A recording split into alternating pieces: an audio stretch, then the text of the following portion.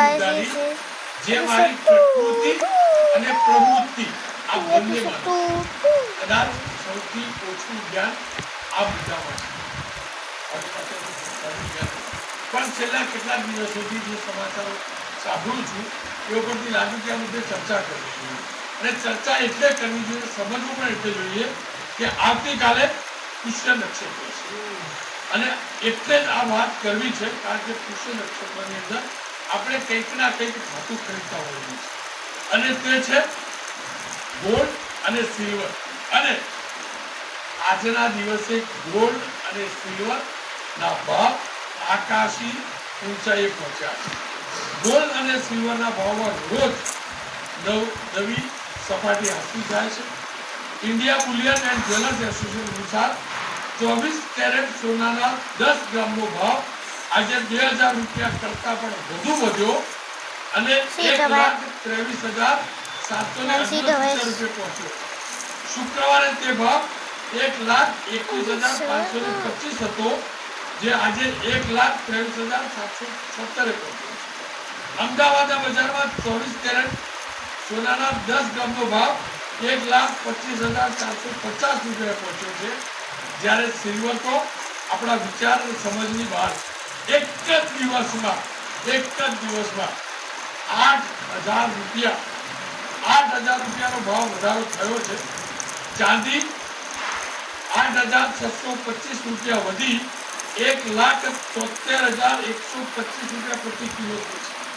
શુક્રવારે ચાંદીનો ભાવ બજાર બંધ થયો ત્યારે ભાવ 1,64,500 રૂપિયા હતા.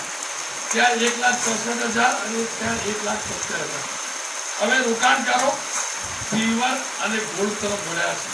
કારણ એ છે કે માત્ર એક જ વર્ષમાં એટલે આ વર્ષની અંદર ગોલ્ડની અંદર 51%નું રિટર્ન મળ્યું છે.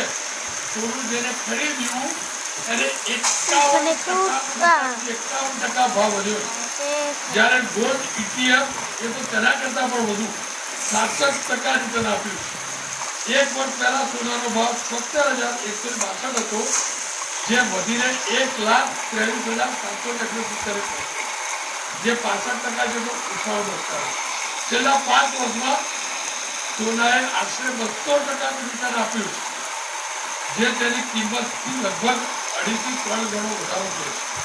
ચાંદીના ભાવની અંદર જબરજસ્ત વધારો થયો છે. 87,108 પ્રતિ કિલો વધારો થયો છે. 1 કિલો ચાંદીનો ભાવ છે 31 ડિસેમ્બર 2024 હતો હજુ તો 31 ડિસેમ્બર એક વર્ષ નથી થયું અને 86,070 રૂપિયા તો તે વધીને આજે 1,52,700 રૂપિયા જે ડિસેમ્બર મહિનામાં 86,070 રૂપિયા ભાવ છે વધીને 1,52,700 થયું. અને ચાંદીની તો એવી હાલત છે કે અમદાવાદના સોનાના બજારમાં મારા તમારા જેવા લોકોએ થોડા ઘણા બચાવી નાખ્યા હોય અને સિલ્વર ખરીદવા માંગતા હોય તો વેપારીઓને પહેલાં ફોન પર બુકિંગ કરતા હોય ના પાડી દે.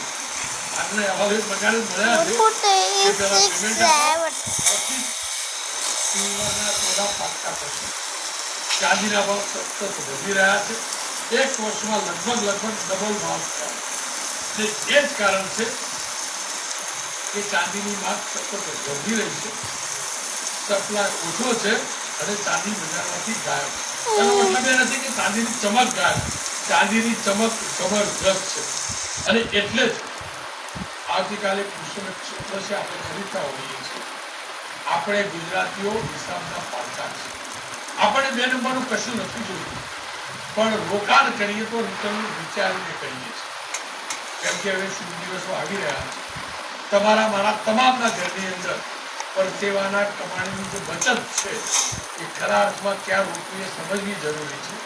આપણે અનેક લેભાગોને ફોર્ડ કંપનીઓ વર્ષમાં ડબલ કરી આપવું એવું વિચારીને ત્યાં નિવેશ કરીએ છીએ. એના કરતાં આ તો ફિઝિકલ ધાતુ છે અને આપણા બાપ દાદાએ આ શીખવાડ્યું છે. ઘણા સમાજમાં તો દીકરીના જન્મ સમયે અમુક ગોળ મૂકી દેતા હોય છે કારણ કે ખબર છે અડધી રાત્રે એ સુધી કામ લાગશે. એટલે જ આ મુદ્દાને